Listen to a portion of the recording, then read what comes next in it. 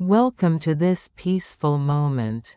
Here, you will discover stories inspired by the quiet beauty of Japan. Each tale is like a soft breeze through a bamboo grove, carrying you away from the worries of the day.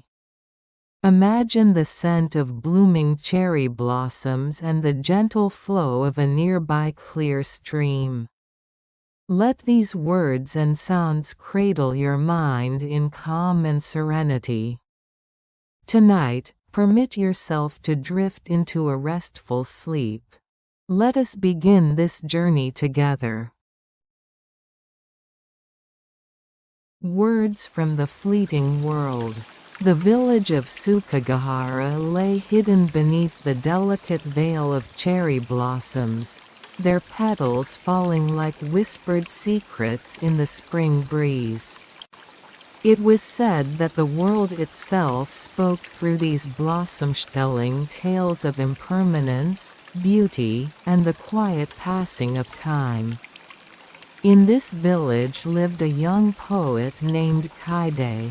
From childhood, Kaide had been enchanted by the fleeting nature of life, the way a single bloom could burst forth in radiant color, only to dissolve moments later, carried away by the wind. This truth inspired her poetry, each verse a reflection on the transient dance of existence. One misty morning, as the sun's first light softened the edges of the mountains, Kaide wandered along the riverbank. The water moved gently, mirroring the sky and carrying the fallen cherry petals downstream. She knelt and picked up a petal, its softness almost too delicate to hold. Kaide's grandmother, Ayame, had told her stories of the old times, when words were believed to hold the power to touch the spirits of nature and the ancestors. Every fleeting thing, Ayame said, carries a message. If you listen closely, you can hear the world speaking to you. That day, Kaide decided to write a poem not just with words, but with actions, leaving behind small tokens to honor the passing moments she so cherished. She folded a petal between parchment, placing it carefully on the shrine altar, a silent prayer for those lost to time. As spring gave way to summer, Kaide's poems began to spread quietly among the villagers. Each was a delicate meditation on moments on the blush of dawn, the fleeting smile of a child, the ephemeral glow of fireflies at night. People found comfort in her words, feeling a renewed connection to the fragile beauty around them. One evening, under a sky lit by a million stars, Kaide met an old traveler resting beside the village well. He introduced himself as Haruto, a wanderer who sought stories hidden in the folds of the world. Intrigued, Kaide shared her poems and the philosophy behind them, the idea that the world's fleetingness was not to be mourned but embraced. Haruto nodded thoughtfully. "The world's words are indeed fleeting," he said. "But in their passing, they teach us to hold what is precious with gentle hands." Together, they began a journey to nearby villages, carrying Kaide's poems and Haruto's stories. Their travels were quiet and slow, like the flow of the river, each moment cherished as if it might never come again. Through their journey, Kaide learned that every place had its own fleeting words. The rustle of autumn leaves, the shimmer of rain on rice paddies, the brief bloom of mountain lilies. Each was a voice in the grand chorus of impermanence. Years later, when Kaide returned to Sukagahara, she found the cherry trees still blossoming, their petals still falling like whispers. She placed her collection of poems beneath the oldest tree, letting the wind carry her words into the world's endless dance. In the fleeting world, she understood, words themselves were like blossoms brief, beautiful, and full of life, teaching all who listened the art of letting go and the grace of presence. In the garden of the heart. The garden was hidden behind a low wooden gate, nestled between the old temple walls and a narrow cobblestone path.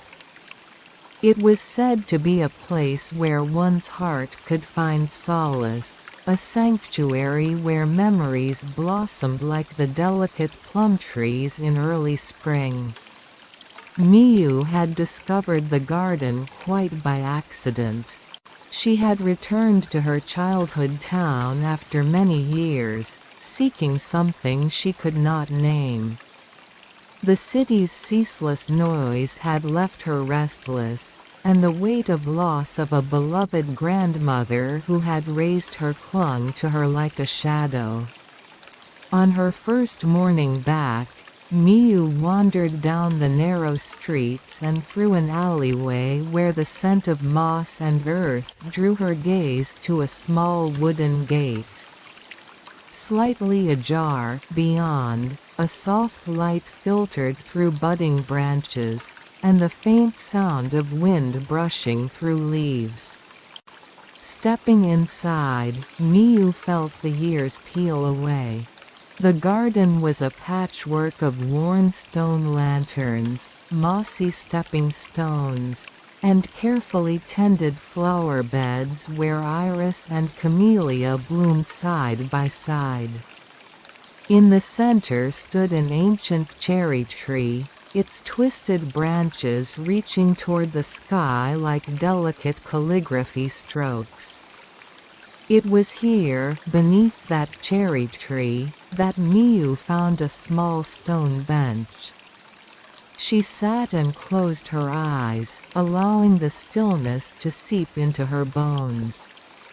Memories surfaced, her grandmother's gentle hands planting seeds, stories told under a lantern's warm glow, the scent of freshly brewed tea. Each day, Miyu returned to the garden. She began to tend the plants, clearing fallen leaves and watering thirsty roots. In doing so, she felt a connection to the past, to the steady rhythm of seasons that her grandmother had revered. The garden became her refuge, a place where grief softened into acceptance. One afternoon, as golden light spilled through the branches, Miyu met an elderly gardener named Haru. His weathered face carried a peaceful smile, and his hands were steady despite their age. Haru had cared for the garden for decades, and he spoke little, but his presence was calming. "Each plant here tells a story," Haru said one day, handing Miyu a small sapling. "Nurture it well, and it will grow alongside your heart." Miyu took the sapling home and planted it by her window.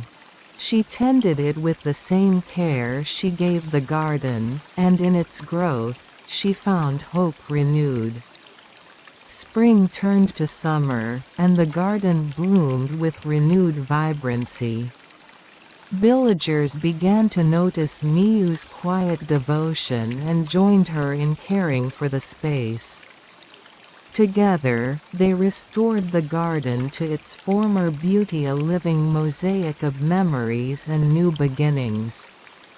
One evening, as twilight painted the sky in shades of indigo, Miyu sat beneath the ancient cherry tree with Haru. The wind whispered through the leaves, carrying with it the soft echoes of laughter, tears, and whispered prayers from those who had come before. In the garden of the heart, Haru said softly, "We plant seeds not just in soil, but in time and memory. And from these seeds, peace blossoms." Miyu smiled, feeling the truth of his words settle deep within her. The garden was not just a place, it was a living testament to healing, a sanctuary, where the past and present intertwined, and where the heart could always find its way home. Voices born in silence. In a remote mountain village where the snow lingered long into spring, there was a temple known not for its grandeur, but for its stillness. It stood nestled among ancient pines whose branches whispered with the wind, telling stories only those who truly listened could hear. The villagers called it the Temple of Silent Voices. A young monk named Ren had recently arrived at the temple. He was a seeker, drawn by the quiet promise of understanding something deeper than words. Ren had spent years chasing knowledge in bustling cities, but found only noise and distraction. Here, he hoped to find the meaning behind the silence that filled his restless heart. Each morning, before dawn, Ren would sit on the cold wooden floor of the meditation hall, eyes closed, breath steady. Around him, the world was hushed, yet Olivia deep, resonant silence that carried 1,000 unspoken words. One day, an elderly woman named Hannah came to visit the temple. She carried no offerings, only a small box wrapped in faded cloth. Her face bore the gentle lines of many seasons, and her eyes held a quiet sorrow. Hannah told Ren about her grandson, Toshi, a boy who had lost his voice to an illness when he was very young. Though Toshi could no longer speak, his eyes and gestures were full of expression, telling stories without uttering a single word. Moved by her story, Ren invited Hannah and Toshi to stay at the temple. Day after day, they sat together in the Hall of Silence. Ren observed how Toshi's presence filled the space with a kind of music subtle, profound, born not from sound but from being. One afternoon, as soft sunlight filtered through paper screens, Ren noticed Toshi reaching out toward the old pines. The boy's small fingers brushed against the rough bark, as if listening to the tree's whispered tales. Ren began to understand that the silence of the temple was not emptiness, but a vastness filled with voices that had no words. The rustling needles, the creak of ancient wood, the heartbeat of the earth itself, all were part of a language beyond speech. Inspired, Ren began to create a new kind of meditation, one where silence was not the absence of sound, but a space to hear the voices within and around. He taught Hannah and Toshi this practice, and soon others from the village joined them. The temple's quiet became a living presence, a shared understanding that words, while powerful, were sometimes too small to hold the depths of feeling and truth. In the embrace of silence, the villagers found a voice that transcended language. Seasons passed, and the temple grew into a place where healing and connection flourished not through sermons or chants. but through the simple act of being present with one another in quiet companionship. On a clear spring morning, Ren watched as Toshi, eyes bright and full of wonder, traced the patterns of light and shadow on the temple floor.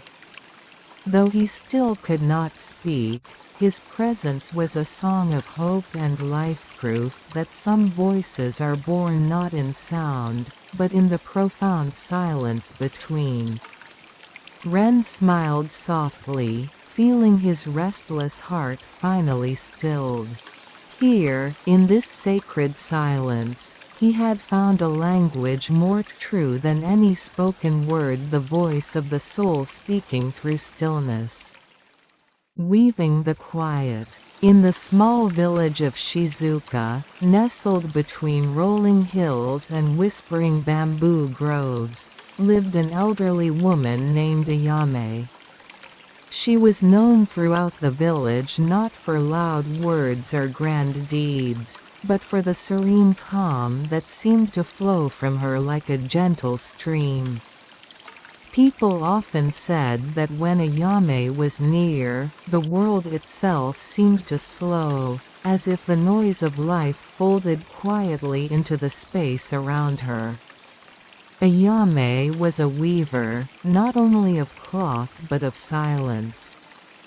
Her fingers danced over threads of silk and cotton, weaving patterns inspired by the subtle rhythms of nature, the sway of grasses in the wind, the delicate flutter of moth wings in twilight, the slow ripple of moonlight on still water. Each tapestry was a silent song, a pause in time. Her small workshop sat at the edge of the village, where the bamboo thinned and the mountains began to rise. The walls were lined with bolts of fabric, dyed in muted shades of indigo, moss green, and soft earth tones. A low wooden loom stood at its center, where Ayame wove each day from dawn until the light faded. One spring morning, a young traveler named Kato arrived in Shizuka. He was a writer, weary from city life and searching for something beyond words, something deeper.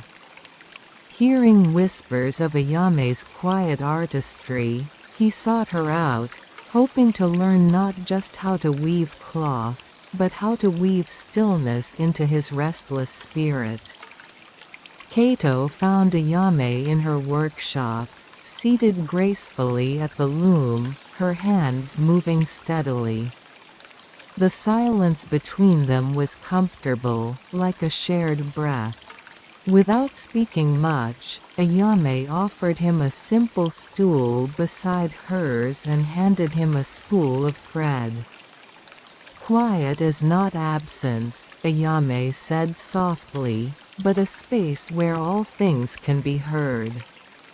Kato nodded, feeling the truth in her words. He took the thread and, guided by Ayame's gentle hands, began to weave. At first, his movements were clumsy, his mind noisy with doubts and distractions. But gradually, as the rhythm settled, he felt the quiet grow inside him, filling the gaps between his thoughts. Days passed, and Kato returned each morning to sit beside Ayame. Together, they wove not only fabric but a shared piece.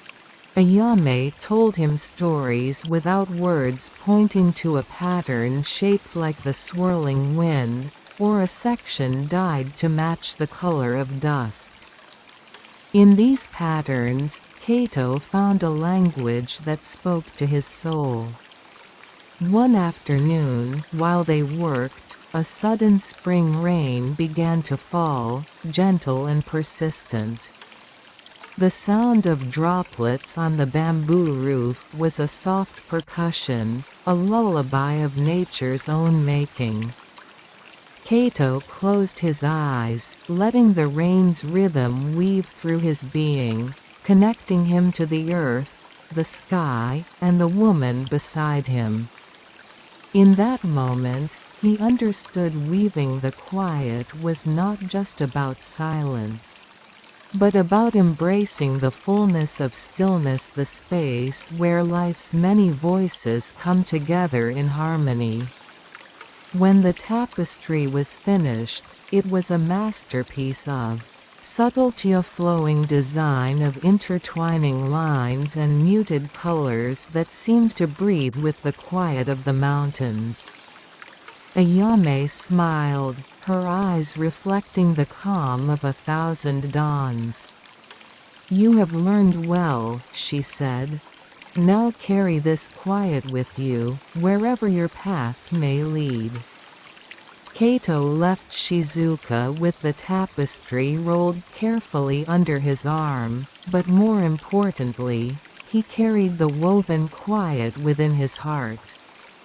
In the noisy world beyond, he found moments of stillness not by fleeing sound, but by weaving it into the fabric of his life. Years later, as a celebrated writer whose words moved many, Kato would often return to Shizuka.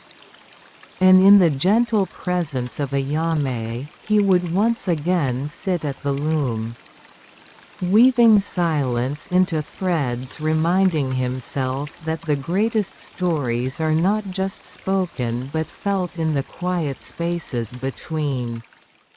Whispers of the Bamboo Grove. In a secluded village cradled by ancient mountains, there was a bamboo grove unlike any other. The slender stalks rose tall and straight, their emerald leaves shimmering like emerald blades in the breeze.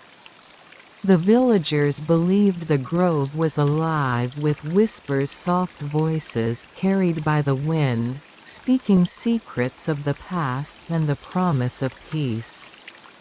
Among those who lived near the grove was a young woman named Hannah. She was known for her gentle spirit and curious heart. Hannah's family had tended to the grove for generations, guarding its mysteries with quiet reverence. The bamboo was more than just plants, it was a living link to their ancestors, to the land itself, and to the silent wisdom that the world often forgot. Hannah's days were spent in the rhythm of village life, helping her mother with the tea harvest, weaving baskets from reed, and listening to the soft sighs of the grove as she walked beneath its canopy. But as the years passed, a restlessness grew within her, a yearning to understand the whispers more deeply. One evening, as dusk painted the sky in hues of violet and gold, Hannah wandered into the heart of the bamboo grove. The village had prepared for the upcoming spring festival. But Hannah found herself drawn away from the noise and lights, craving the solitude of the green sanctuary. The grove was alive with sound, the rustle of leaves, the distant call of a nightingale, and beneath it all, the gentle murmur of the bamboo's own breath. Hannah closed her eyes and let the voices wash over her. She thought she heard a faint melody, a song woven from the wind and the shadows. Suddenly, a figure stepped into the clearing, a man, cloaked in simple robes, his eyes deep as the forest itself. He introduced himself as Takao, a wanderer who had come seeking the grove's wisdom. Hannah felt no fear, only a quiet recognition, as if the grove had guided him to her. Takao spoke of his journey, of restless nights filled with unanswered questions, and a heart burdened by loss.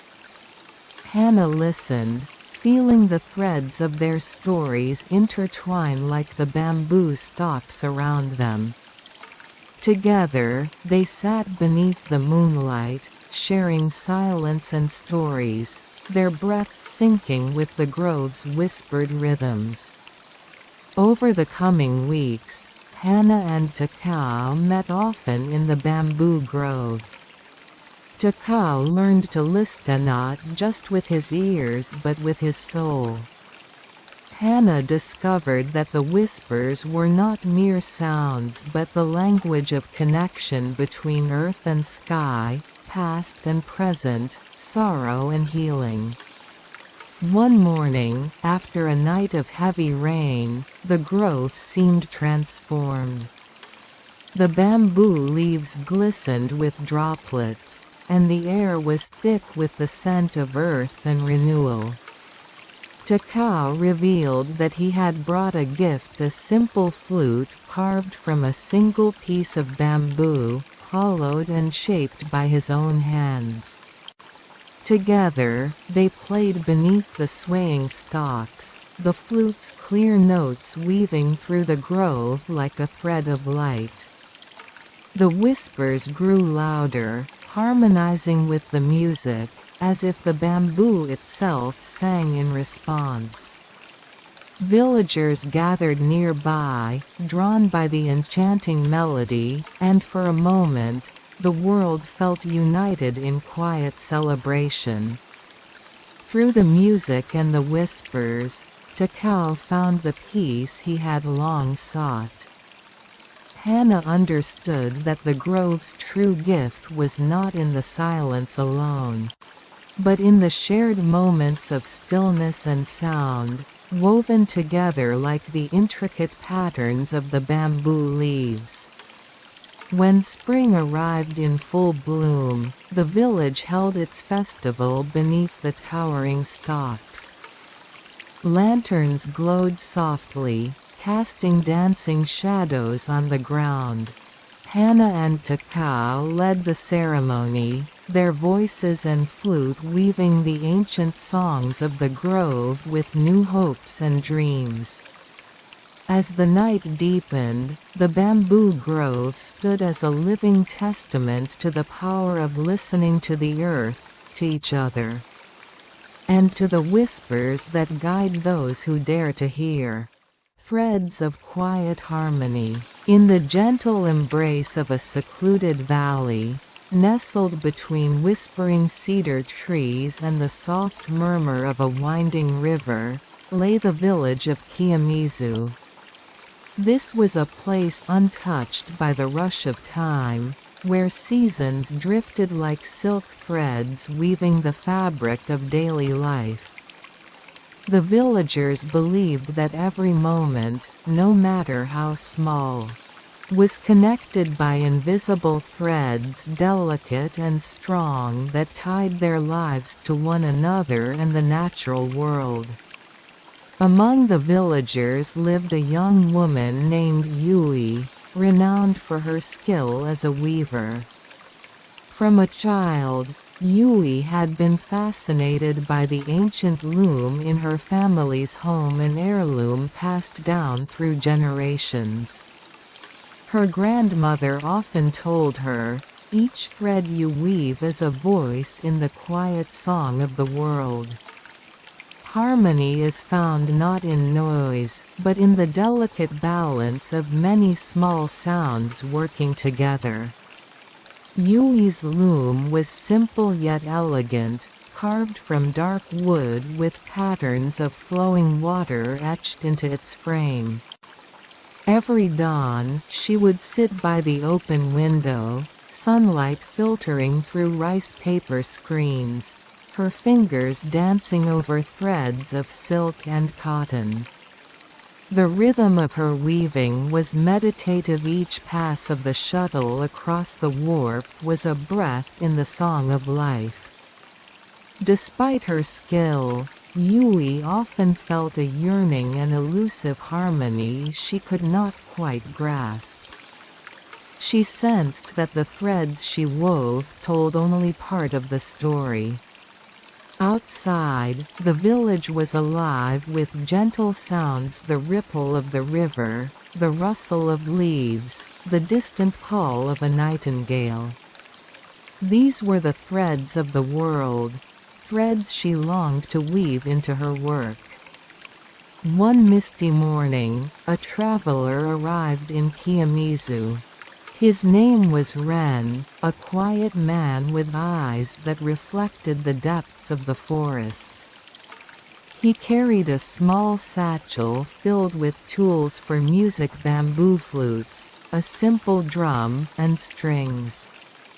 Ren spoke little but moved with the calm grace of the river itself.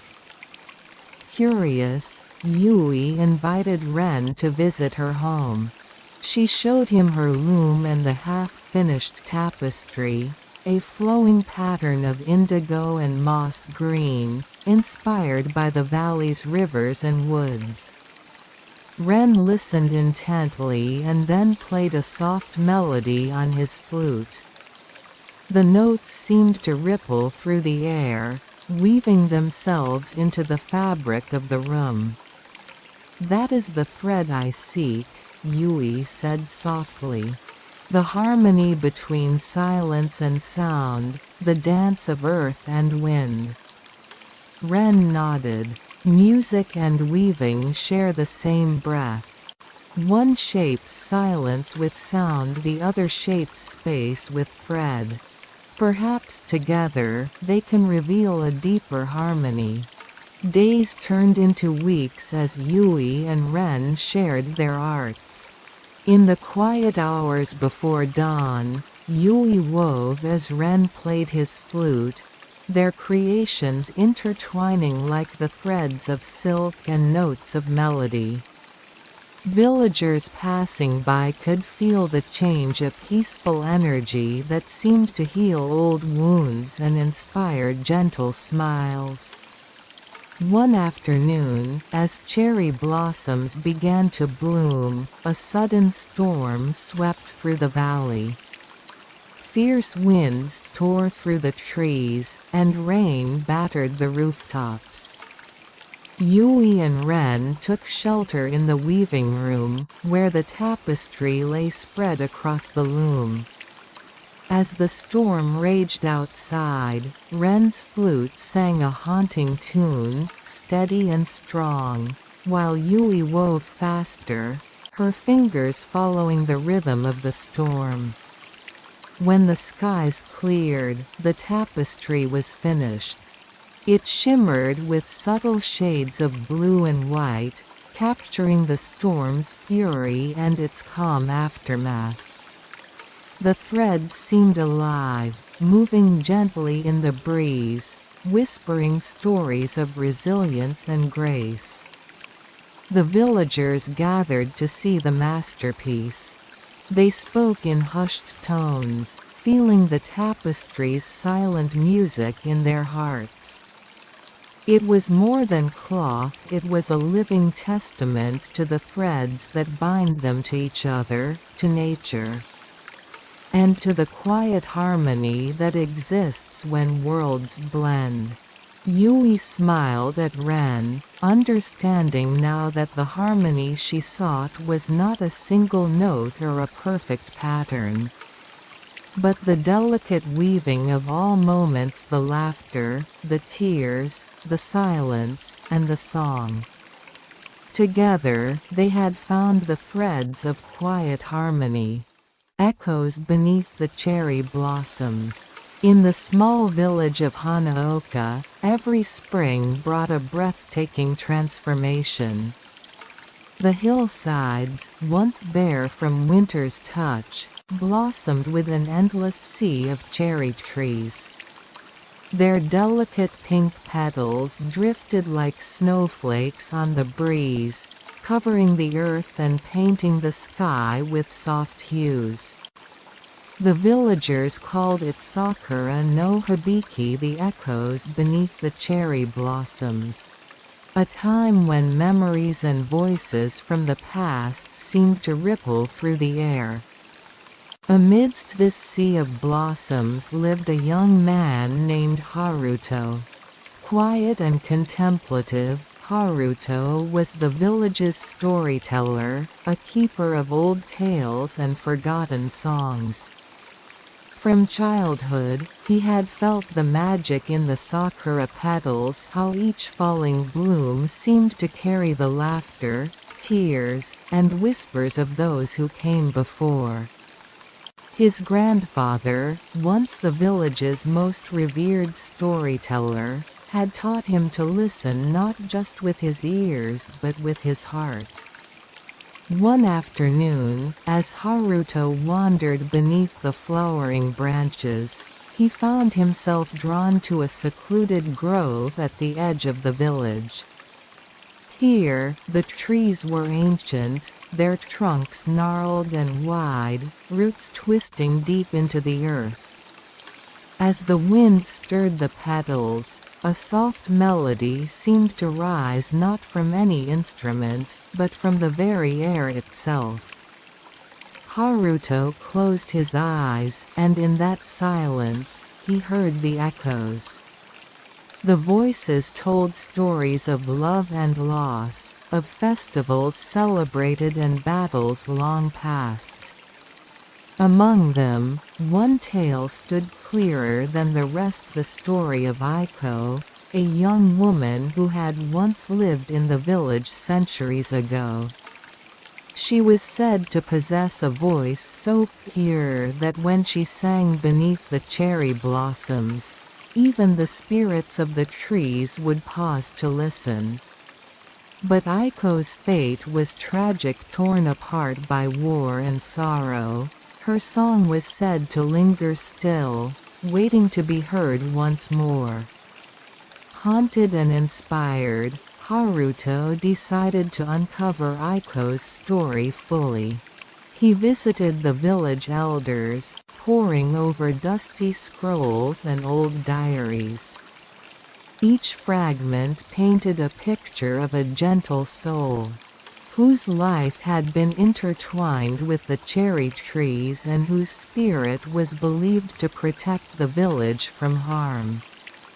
Yet, no one had heard her song in generations. Determined, Haruto began to compose a melody, weaving together the fragments of tales, the rhythm of the falling petals, and the subtle whispers of the wind. Day after day, beneath the blooming sakura, he practiced, his voice growing stronger and more resonant. One evening, as dusk painted the sky in shades of lavender and gold, Haruto stood beneath the oldest cherry tree in the grove. With a deep breath, he sang.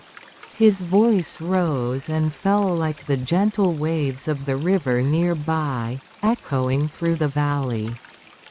And then, as if summoned by the song itself, the petals seemed to dance with renewed life, swirling around him in a delicate spiral.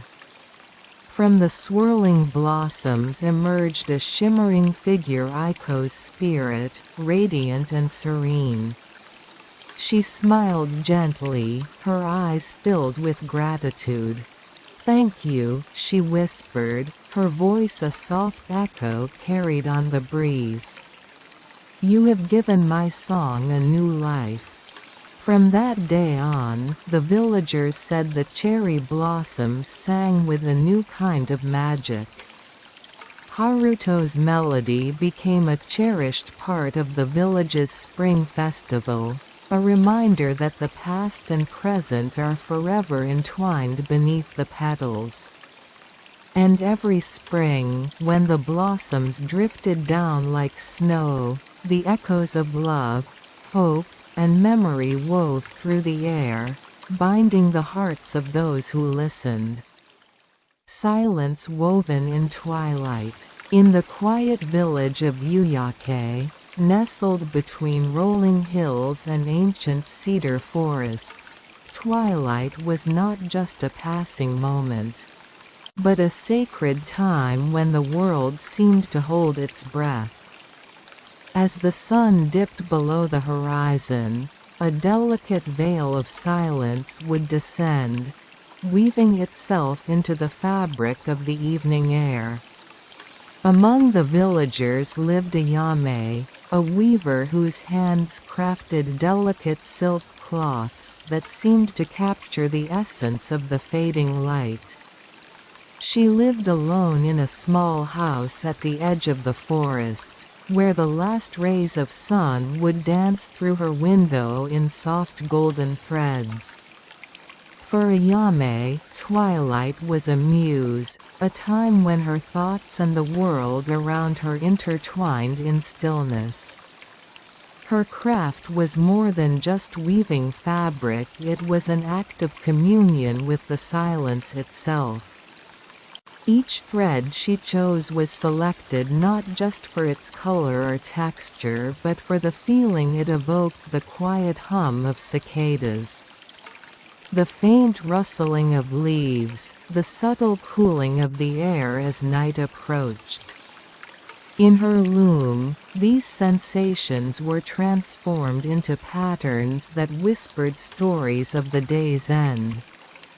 One evening, as the sky blushed with deep purples and fiery oranges, Ayame noticed a stranger standing beneath the great cedar tree near her home. He was an old man with eyes that reflected the twilight sky, calm and knowing. Without a word, he approached her doorstep, carrying a small bundle wrapped in faded cloth. Curious but unafraid, Ayame invited him in. The man introduced himself simply as Toshiro, a traveler who had spent years seeking the quiet places where silence wove itself most deeply into the world. He spoke softly, his voice like the gentle breeze, telling stories of distant mountains and forgotten temples where twilight lingered long and deep. Toshiro revealed that he carried a gift, an ancient spindle said to spin thread from the very essence of twilight's silence. He proposed a collaboration. Ayame would weave the threads he spun, and together they would create a cloth that held the soul of the twilight itself. Intrigued and inspired, Ayame agreed. Night after night, as the village slept, the two worked side by side. Toshiro's spindle hummed softly, producing threads that shimmered with the colors of dusk-deep blues, soft lavenders, and flecks of fading gold. Ayame's hands moved with practiced grace, weaving these threads into a tapestry that seemed to glow softly, capturing the delicate balance between light and shadow. As days turned to weeks, the cloth grew, and with it, an unspoken bond formed between the weaver and the traveler. In the silence between their work, they shared memories, hopes, and the quiet sorrows that twilight often stirred in the heart. The village, too, felt the change. The evening silence became richer, as if the very air was infused with the calm and beauty of the woven cloth. On the final night, beneath a sky awash with stars, Ayame and Toshiro laid the finished tapestry beneath the great cedar tree.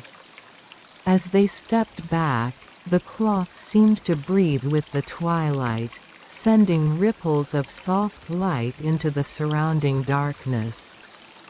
The village gathered silently, awed by the shimmering fabric that seemed to hold the evening itself. Toshiro, with a gentle smile, thanked Ayame and explained that his journey was coming to an end. The spindle, having fulfilled its purpose, would now rest. Ayame understood that their shared creation was not just a cloth, but a living memory of silence and twilight, a reminder that even in stillness, the world speaks in the language of woven light. As Toshiro disappeared into the fading dusk, Ayame felt a profound peace settle within her. She continued to weave, each piece carrying a thread of that twilight silence, binding the past, present, and future into a tapestry of quiet harmony. And so, in Yuyake, the silence woven in twilight remained a gentle echo in the hearts of all who listened, a reminder that beauty often lives in the quiet moments between day and night. The loom of tranquil winds. In the remote mountain hamlet of Kazesumi, there lived a family whose craft was the weaving of cloth unlike any other. Their work was done on an ancient loom known as the Loom of Tranquil Winds. Legend said the loom was inhabited by the spirit of the wind itself, and the cloth it produced could carry the sound of breezes and the passing of seasons. To those who touched it, the fabric would bring a deep, wordless calm, as if the wind had whispered peace directly into their hearts. Among this family was a young weaver named Tsumugi. Since childhood, she had been fascinated by the loom. It was her grandmother's most treasured possession, a relic passed down through generations. Her grandmother had once been called the keeper of the loom, able to hear the voice of the wind and weave its essence into threads. But since her grandmother's passing, the loom had remained silent for Tsumugi. She worked tirelessly each day, yet no whisper of the wind reached her ears. One late summer evening, Tsumugi wandered to an old shrine on the edge of the village. The air was still until a sudden breeze swept through, carrying a scent so faint and nostalgic it made her heart ache. Drawn by it, she followed the wind to the base of an ancient tree, where she found a worn scroll hidden in the roots. The scroll spoke in delicate calligraphy to truly move the loom of tranquil winds. One must unite the heart of the wind with the heart of one's own. From that day, Tsumugi began to change her approach. Instead of struggling against the silence, she listened. At night, she lay awake, hearing the subtle murmur of the wind outside. By day, she watched the sky and trees, noting the smallest shifts in the air. Slowly, the wind began to take on a voice note of words, but of feelings, textures, and rhythms. One night, beneath a full moon, the loom trembled softly. A faint light shimmered along its wooden frame. When Tsumugi touched it, she felt something brush her fingertips, like threads spun of pure breeze. Without hesitation, she began to weave. With each pass of the shuttle, the wind seemed to hum through her, guiding the threads. Colors shifted like seasons: the pale blush of spring blossoms, the deep green of summer forests, the gold of autumn fields, the silver hush of winter snow. The finished cloth carried the quiet breathing of mountains, the murmur of far-off rivers, and the gentle laughter of the villagers. When the villagers touched it, they found their worries eased, their hearts lightened. Forgotten dreams stirred anew. They called it the cloth of still wind and began to use it in festivals and celebrations, treating it as both a blessing and a memory keeper. Yet not every day brought harmony. The wind could be unpredictable. Wild storms would tangle her threads, and on some days, no breeze would come at all. Frustration gnawed at her. Was the wind spirit merely fickle, or was her heart still unworthy? One bitter winter night, she remembered her grandmother's words: "The wind is not only outside, it blows within you as well." Closing her eyes, she looked inward. She found within herself a wind made of all she had felt: joy and grief, hope and fear. She realized the loom did not require her to command the wind, but to let her own heart's wind meet and dance with it. The next morning, she sat before the loom. The wind outside was gentle, brushing her cheeks. Inside, she felt her inner current stir in harmony. As she began to weave, the threads flowed without knots or resistance.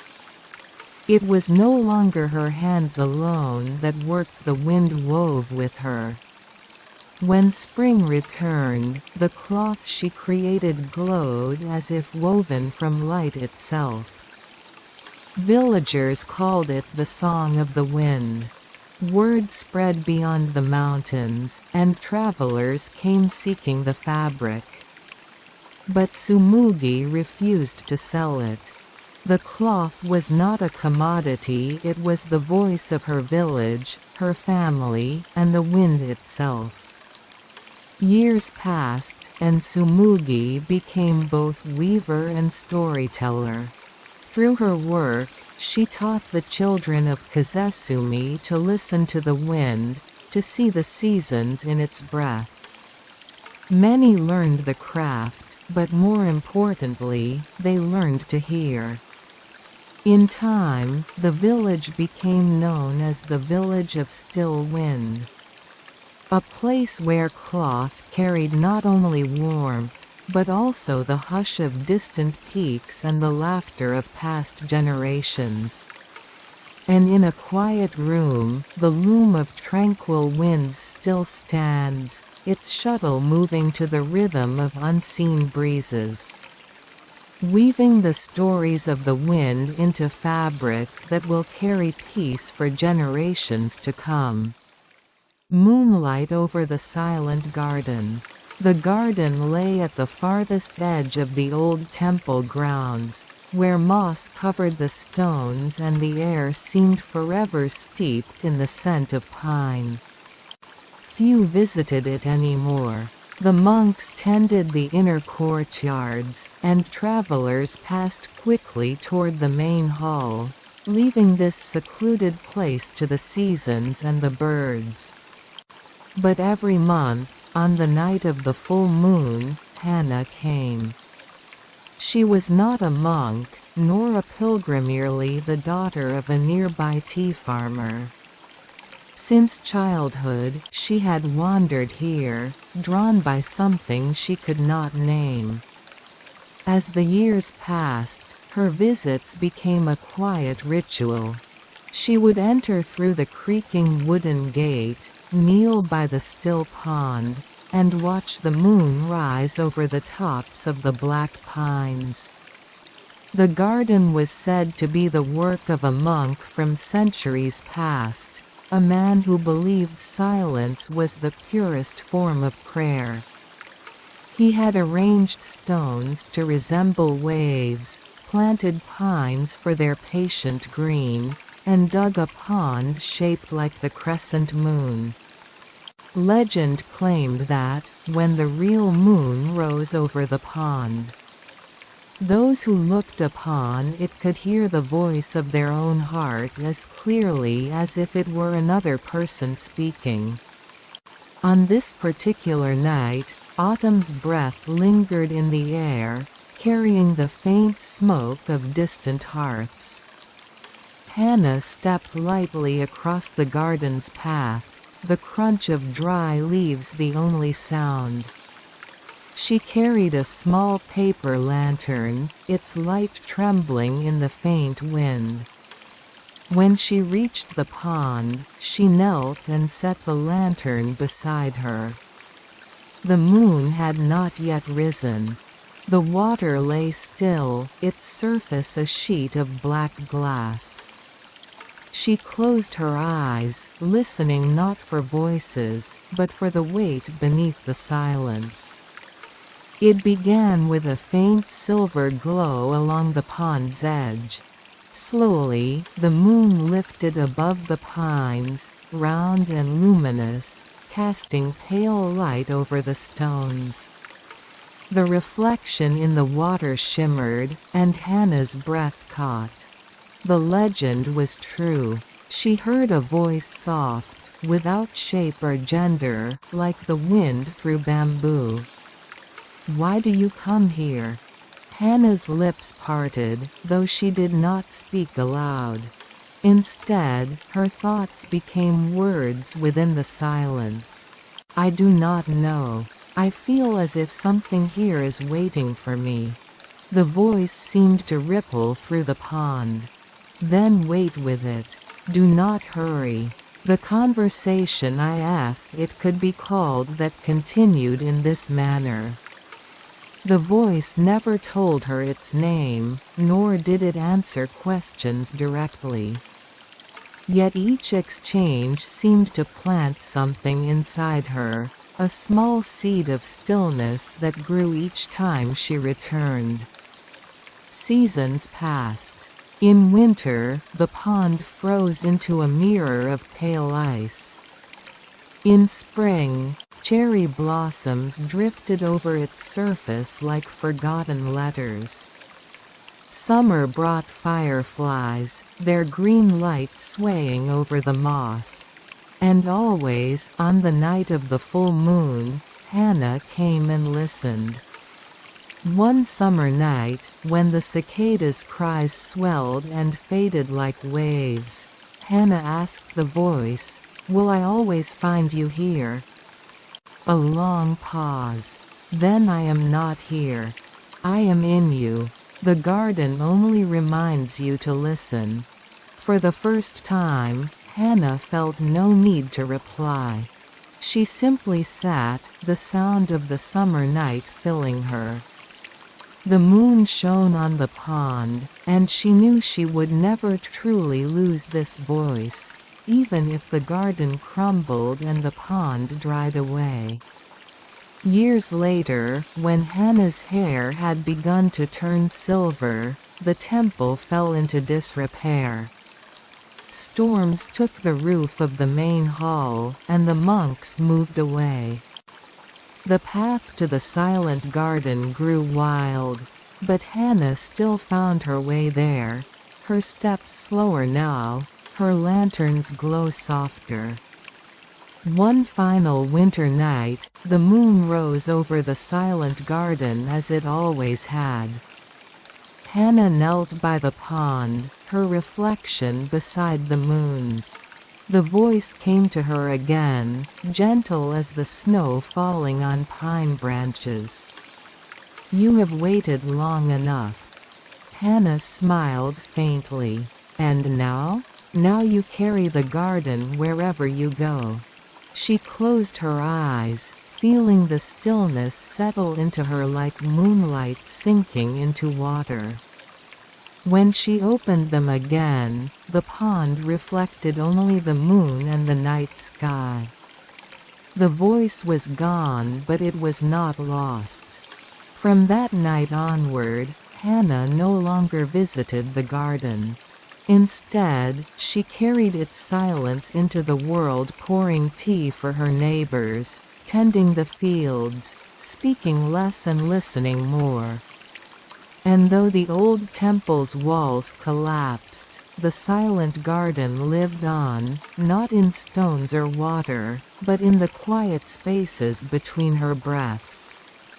And when the moon rose full and bright over the pines, the wind through the leaves seemed to carry a faint, wordless prayer, one that only those who had truly waited could hear.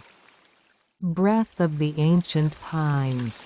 The mountain path wound upward in a slow, patient curve, as though it had learned from the pines themselves how to endure the centuries.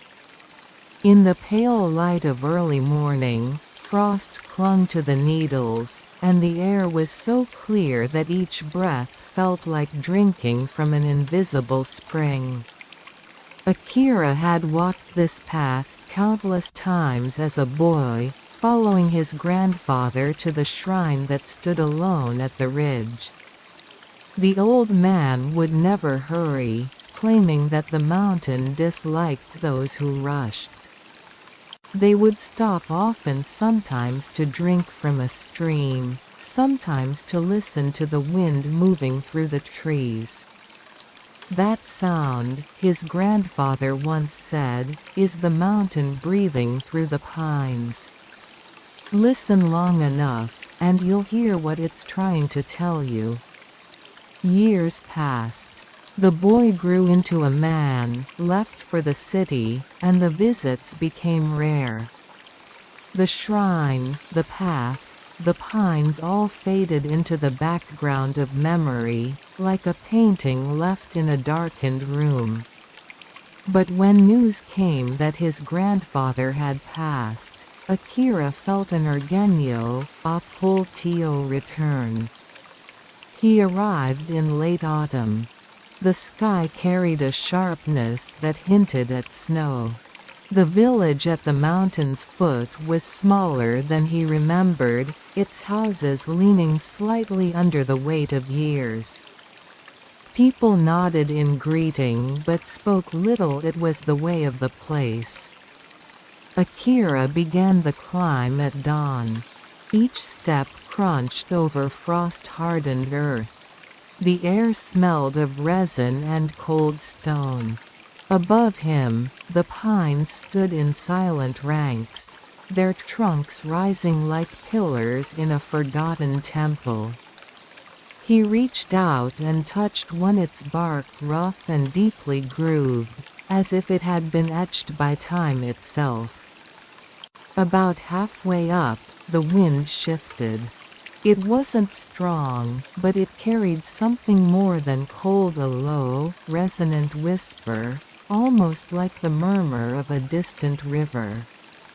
Akira stopped. The sound seemed to come from everywhere at once, between the branches, under the roots, in the hollow spaces of the earth. He remembered his grandfather's words and closed his eyes. The whisper grew clearer, though it was not in any language he knew. It was a cadence, a rhythm, as though the mountain was telling an ancient story with no beginning and no end. When Akira opened his eyes, he noticed a trail branching away from the main path, a narrow track, choked with fallen needles. He was certain it had not been there before. Yet something urged him to follow it. The track led to a small clearing where the pines opened to reveal a view of the valley far below. In the center of the clearing stood a single stone, weathered and lichen-covered. Upon it rested a folded piece of cloth, faded but carefully placed. Akira recognized it instantly. It was his grandfather's old scarf, the one he always wore during winter climbs. A sudden gust rustled the branches overhead. The whisper rose again, this time mingled with something else, warm, a presence that seemed to stand beside him. He did not see anyone, but he felt the weight of a hand on his shoulder, steady and reassuring. Akira knelt before the stone. Without thinking, he spoke aloud, "I came back." His voice sounded strange in the quiet, yet the wind answered not with words, but with a long, soft sigh that seemed to pass through him, taking with it the heaviness he had carried since the funeral. He stayed there for a long time, until the morning sun climbed high enough to gild the tops of the trees. Before leaving, he wrapped the scarf around his neck. It smelled faintly of pine and smoke, as if it had been waiting for him all these years. When Akira returned to the main path, the wind followed him, weaving between the trunks like an unseen companion. The mountain did not ask him to stay, but he knew he would return not out of duty, but because he now understood the breath of the ancient pines was not just the voice of the mountain. It was the voice of everyone who had walked its slopes, listened to its silence, and become part of its story. And as he descended toward the village, the pines exhaled once more, carrying with them a promise that the mountain's breath would never truly fade.